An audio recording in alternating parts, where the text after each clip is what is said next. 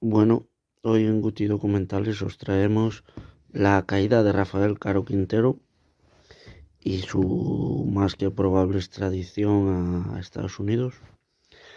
Y bueno, es un documental cortito, pero bastante informativo. Y bueno, como todos dicen que él no ha hecho nada, que él es agricultor, bueno, pues la excusa de cada uno, ¿no? Se defienden como pueden una vez que caen. Pero bueno, normal, tanto a la sociedad como a la sociedad mexicana está hecho y bueno, debe volver a pagar por ello. Esa es mi opinión y no sé qué opináis vosotros, pero bueno, que hay muchos y este solo son una cabeza, está claro. Y que los verdaderos responsables a lo mejor no lo están pagando también. Pero bueno, sin más vamos a ver el vídeo. A eso. Su historia es única, pero muy parecida a los de su clase, que de vivir en ranchos y mansiones, terminan sus días en pequeñas celdas de unos pocos metros cuadrados.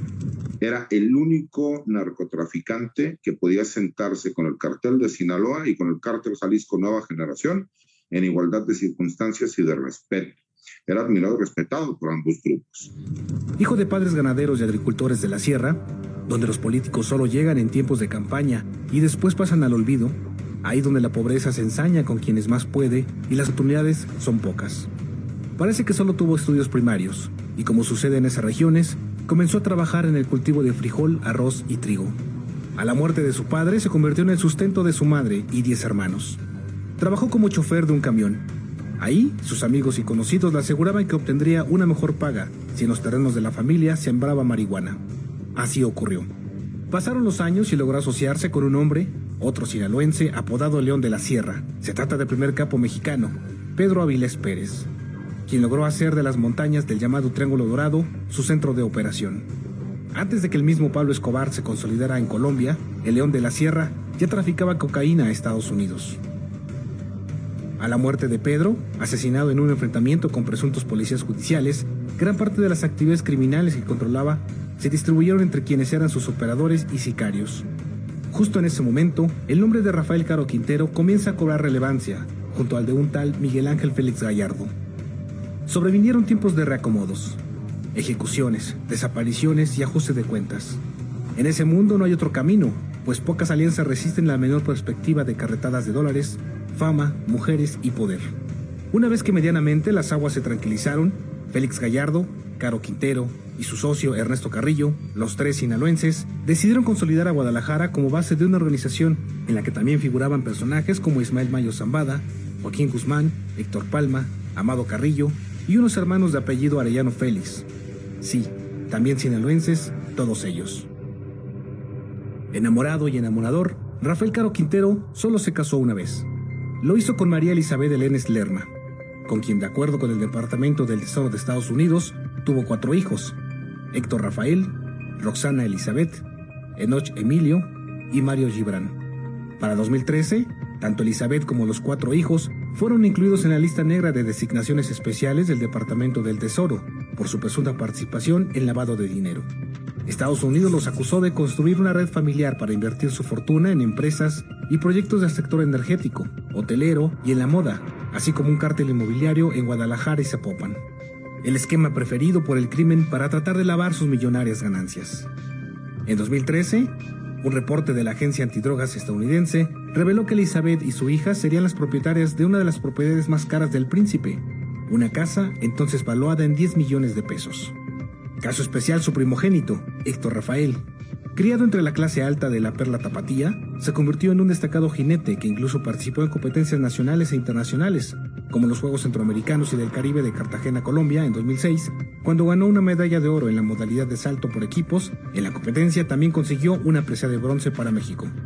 Para abril de 2021, el Departamento del Tesoro norteamericano eliminó de la lista de designaciones a toda la familia del capo. Aunque el narco de narcos solo fue al altar una vez, también mantuvo una relación con Diana Espinosa Aguilar, o Altagracia Espinosa, quien, estando presa, fue reina de belleza en el penal estatal de Jalisco en 2010. Diana ya tenía un hijo cuando conoció a Caro Quintero en prisión, por lo que fue considerado su hijastro y posteriormente prestanombres. Pero sin duda, la relación más escandalosa y tal vez más conocida es la que tuvo con Sara Cristina Cosío Vidarri Martínez, sobrina del exgobernador de Jalisco entre 1989 y 1992, Guillermo Cosío. Sara fue el punto débil de Caro Quintero, ese que a este tipo de hombres lo saca de su punto de gravedad. Su gusto por los centros nocturnos, los lujos y su carácter arrebatado fue caldo de cultivo para un tórrido romance que acaparó los titulares de la prensa y abrió paso a miles de sobremesas en la sociedad jalisciense. En 1985 la pareja vivía el clímax de su enamoramiento. Sin embargo, luego del asesinato del agente especial de la DEA, Enrique Camarena, y del piloto Alfredo Avelar, Caro Quintero huyó del país. Sara se fue con él. Ambos se refugiaron en la Quinta La California. Su luna de miel terminó cuando las autoridades mexicanas intervinieron en el teléfono de la joven. Bastó una llamada de Sara a su familia para que se conociera su ubicación. Su tío y su padre, Octavio César Cosío, exsecretario de Educación de Jalisco, aseguraban que la joven estaba secuestrada. Sin embargo, al momento de ser rescatada, Sara dijo que no, que ella estaba enamorada de Caro Quintero. A principios de los 80, la demanda de droga de Estados Unidos comenzaba a sobrepasar la oferta. La necesidad de traficar estupefacientes llevó a los sinaloenses a especializarse en la producción y rutas para el trasiego. Por esos años, Caro Quintero y sus socios adquirieron varios predios en Chihuahua, donde el capo fundó un rancho de más de 1,000 hectáreas, donde se dice trabajaban más de 10,000 personas sembrando y cosechando marihuana, un suceso que hasta la fecha no tiene comparación. El rancho producía cientos de toneladas de marihuana. Comenzó siendo una especie de mito urbano.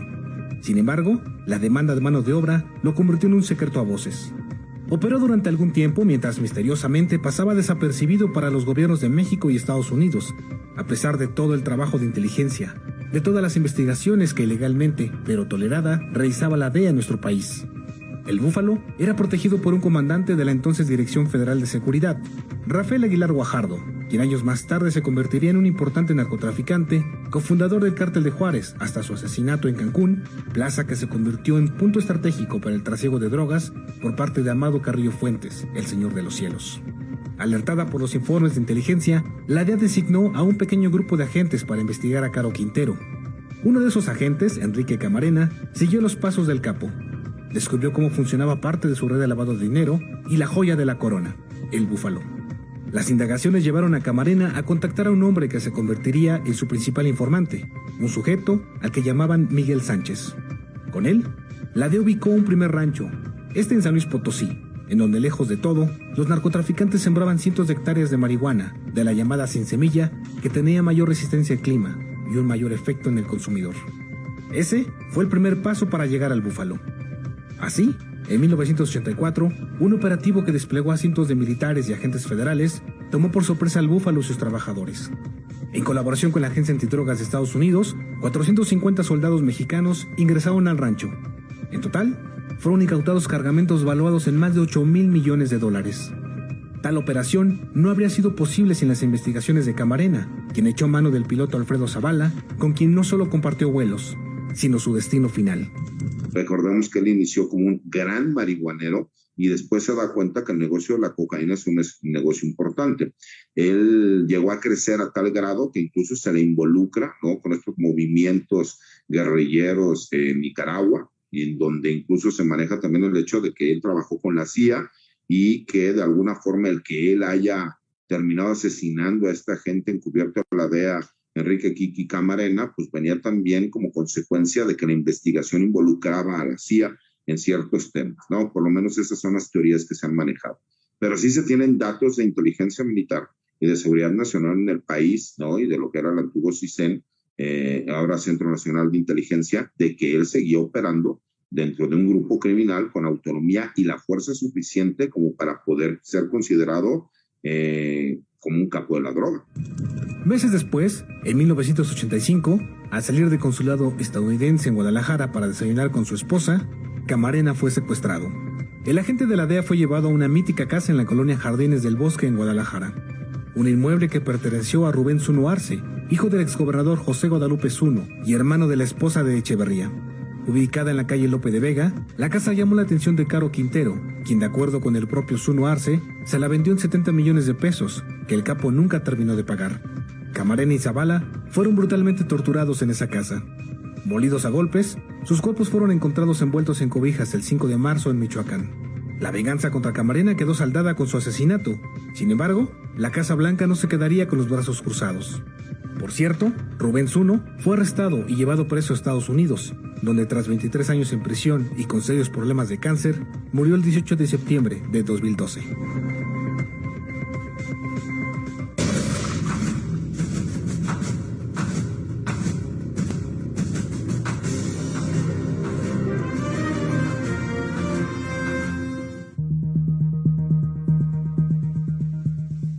Tras el asesinato de Kiki Camarena, el gobierno de Estados Unidos anunció la Operación Leyenda. Encabezada por la DEA, se trató de una acción llevada a cabo en territorio mexicano con el objetivo de capturar y llevar a suelo estadounidense a los responsables del asesinato del agente. Este crimen y la Operación Leyenda significaron una nueva etapa de tensiones entre México y Estados Unidos. La operación tenía en la mira a Miguel Ángel Félix Gallardo, Ernesto Fonseca y Rafael Caro Quintero, los tres fundadores del Cártel de Guadalajara. En la lista también figuraban dos aliados de la CIA, la agencia con quien la DEA tenía una disputa a muerte a pesar de formar parte del mismo gobierno americano. Dos oscuros personajes ligados, cada uno por su cuenta con mundos de poder, de traición e intriga.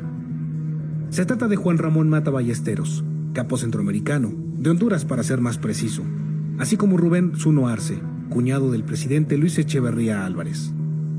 Este episodio significó uno de los primeros cismas en la organización de Guadalajara. Acusados del asesinato, los tres tomaron rumbos distintos.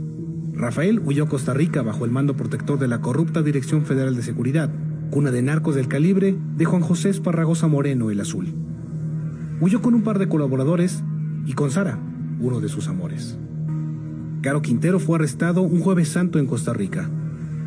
Buscaba esconderse en Alajuela, una peculiar comunidad a las afueras de la capital San José. Si bien oculto, vivía como él mismo se decía, como príncipe, en una mansión que años antes había adquirido junto con al menos otras 3 propiedades en esa nación centroamericana. A las 6 de la mañana de ese 4 de abril, un grupo de agentes de la Unidad Especial de Intervención puso... Bueno, no sé qué os está pareciendo el documental, espero que os esté gustando. Y nada, sin más, seguimos viéndolo. Y bueno, ya me contáis qué os parece. Marcha una operación coordinada con el gobierno tico desde México. Las crónicas periodísticas señalan que en el Palacio del Príncipe fueron decomisados varios lotes de joyas, miles de dólares y automóviles de lujo. Fue trasladado a México y en una conferencia de prensa desde el propio reclusorio, sarcástico y desenfadado como era a sus 29 años, Rafael respondió a una ola de reporteros que lo cuestionaron en todo tono. Aseguró tener poco tiempo en el negocio de narcotráfico. Reconoció que Don Neto era su compadre y que bajo ninguna circunstancia conocía a Félix Gallardo. Póngale que sí haya de lo que tengo que sea de 7, 8 casas que tengo que sean 2 narcotráfico, pero 6 no son.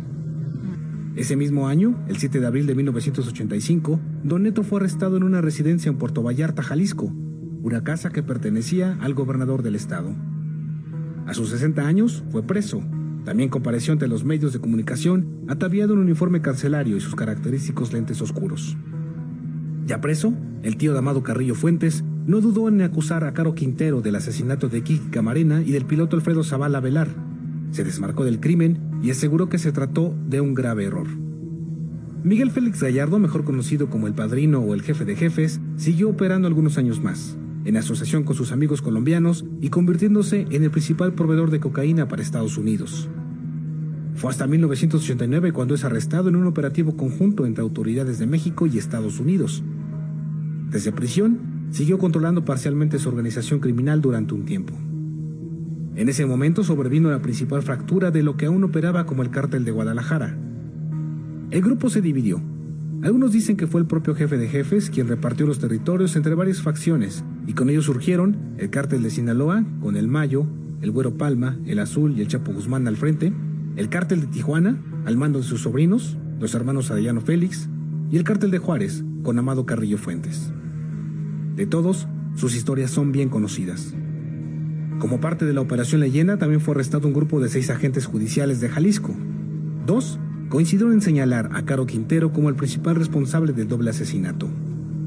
Sin embargo, Phil Jordan, exagente de la CIA, ha sostenido que el verdadero autor del crimen es el cubano-americano Félix Ismael Rodríguez, un exagente de inteligencia anticastrista, famoso por haber participado en la invasión de la Bahía de Cochinos y en la casa de Ernesto Che Guevara en Bolivia.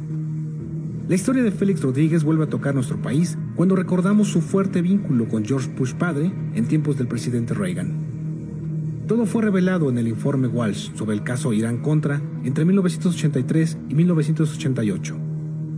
En esos años, la Casa Blanca protagonizó una operación para facilitar el envío de armas a Irán, contra quien pesaba un embargo armamentístico decretado curiosamente por los propios Estados Unidos, en una trama que incluyó la utilización del narcotráfico para financiar a grupos armados creados y organizados por Washington para derrocar al gobierno nicaragüense surgido de la revolución sandinista. La operación de venta de armas a Irán generó casi $50 millones, gran parte de los cuales fueron destinados para la financiación de la lucha contrarrevolucionaria en Nicaragua. Mención especial el caso del periodista mexicano Manuel Buendía, que en 1984 fue el primero en revelar en su columna Red Privada en el periódico Excelsior la alianza de la CIA con el Cártel de Guadalajara y la Dirección Federal de Seguridad para un acuerdo de armas y dinero para la contraderechista en Nicaragua.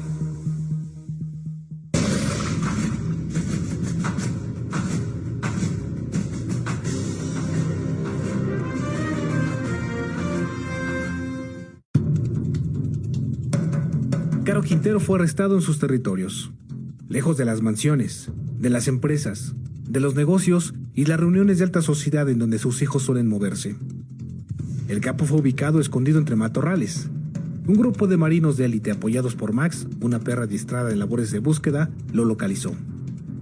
El príncipe fue arrestado en Choix, una zona que históricamente ha sido centro de producción de amapola y marihuana. Se trató de una operación de inteligencia, un operativo en el que participaron agentes de la Fiscalía General de la República y la Marina Armada de México. Nos demuestra también el trabajo de inteligencia naval que tenían más de un año, aunque ellos mencionan que desde el 2013 estaban con esta línea de trabajo. Yo lo que tengo entendido es que tenían un año haciendo trabajo de inteligencia naval directo, y que cuando vieron la oportunidad, porque ellos ya estaban sobre él, me imagino que después de esta reunión bilateral que hubo en los Estados Unidos con los equipos de trabajo, tomaron la decisión de entonces sí ya ejecutar el operativo, y vimos que el operativo fue quirúrgico, que lo supieron hacer de forma correcta, que personal de las fuerzas especiales, que son los UNOPES de la Marina, en coordinación con elementos de la Policía Ministerial, para darle cumplimiento a esta orden de reaprehensión que se solicitó por parte del gobierno de los Estados Unidos, y para darle ese marco jurídico, ¿no?, que se necesita, pero la realidad es que fue tropas de los UNOPES, de fuerzas especiales, los que llevan a cabo la detención del narcotraficante. En paralelo, la Marina también confirmó la muerte de 14 personas tras la caída de uno de sus helicópteros en Los Mochis, Sinaloa. El presidente López Obrador lamentó el incidente, ordenó una investigación y confirmó que habían participado en el operativo contra Caro Quintero.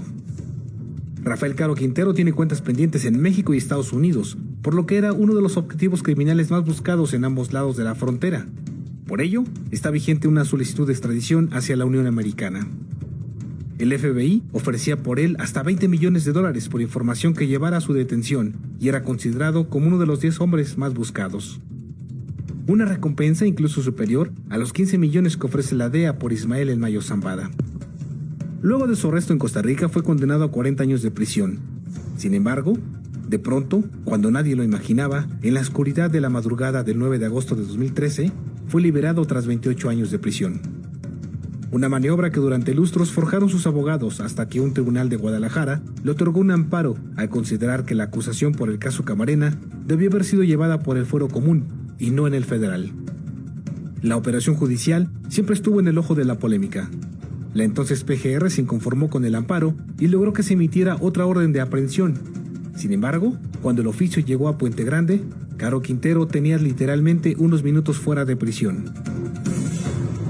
Hubo corrupción por parte de muchísimas autoridades, ¿no? Sabemos que el Poder Judicial estuvo inmiscuido desde el momento que se concede un amparo. La forma como se notifica ese amparo en la madrugada, el que hayan ido directamente de un Centro Federal de Readaptación Social, ¿no?, allá en Jalisco, como Puente Grande, que en aquel entonces estaba considerado el Centro Federal de Readaptación Social número 2, y que pues de repente llegaran, les notificaran que va a salir una de las personas más conocidas dentro del mundo del narcotráfico en este país, y que lo hayan sacado en la madrugada, pues nos habla, por supuesto, de que había autoridades a nivel federal, del Poder Judicial y a nivel estatal, que estuvieron involucradas en esta situación que permitió el que el señor saliera, en teoría, de forma legal, porque era al amparo de una resolución judicial,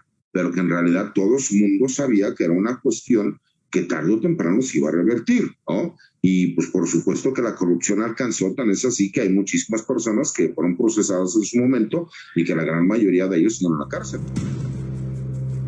Las crónicas señalan que desde ese momento, Caro Quintero intentó entrar en contacto con los dos liderazgos del cártel de Sinaloa, dividido en dos principales alas. Por un lado, la facción encabezada por Ismael El Mayo Zambada, y por otro, los hijos de Joaquín Guzmán Loera. Sin embargo, no lo había logrado y retomó su actividad criminal en menor escala. Y asimismo, pues él tenía un grupo de trabajo que seguía trabajando con la producción y la transportación de estupefacientes hacia los Estados Unidos. Estoy siendo atacado en los medios de que estoy en guerra y de que estoy trabajando. Yo no estoy trabajando. Dejé de ser narcotraficante hace 31 años. Las mismas investigaciones que relata la DEA y el mismo gobierno de los Estados Unidos, de acuerdo también a la información de inteligencia militar, tanto del GIAN como de esta área de inteligencia naval, se sabe que la gente cercana a Rafael Caro Quintero, recordemos que viene de la familia también de Quintero Payán, ¿no? Ellos siguieron operando y trabajando independientemente de que él hubiera estado en la cárcel, y que ellos siempre fueron socios indirectos del cártel de Sinaloa, pero se les permitía o se les tenía ciertas canonjías de autonomía. Recordemos que los grupos criminales, ellos también se pagan ciertos derechos por utilizar algunas rutas y se permite de acuerdo a los contactos que ellos tengan en Sudamérica, porque no solamente es Colombia, ¿no? También estamos hablando de Bolivia, también estamos hablando de otros lugares en donde ellos pueden obtener la droga y pasarla hacia los Estados Unidos. Y más cuando estamos hablando de que es una persona, que era uno de los precursores de los grupos criminales en este país. Sabedor de que era buscado por el gobierno estadounidense, en 2019 llevó su caso a la Suprema Corte de Justicia de la Nación en México. Buscaba un nuevo amparo, pero le fue negado. En Estados Unidos tiene al menos 15 acusaciones abiertas. Muchas datan incluso de los años 80. La más importante está radicada en la Corte de Brooklyn, la misma donde fue condenado a cadena perpetua Joaquín Guzmán Loera, la misma donde también será juzgado por presuntos vínculos con el cártel de Sinaloa el exsecretario de Seguridad Pública de México en tiempos de Felipe Calderón, Genaro García Luna. A la espera de ser extraditado a Estados Unidos, donde deberá hacer frente a distintas acusaciones, Caro Quintero fue llevado al penal de alta seguridad del Altiplano. En Estados Unidos es acusado de dirigir una empresa criminal para introducir marihuana, cocaína y metanfetaminas. Sin embargo, habría que preguntarse sobre la valía de su arresto, pues quizá esta no radique en sus delitos, sino en lo que sabe sobre el mundo criminal, sobre los cárteles de la droga en México y las relaciones de complicidad entre organizaciones criminales y las altas esferas del poder desde la década de los 70.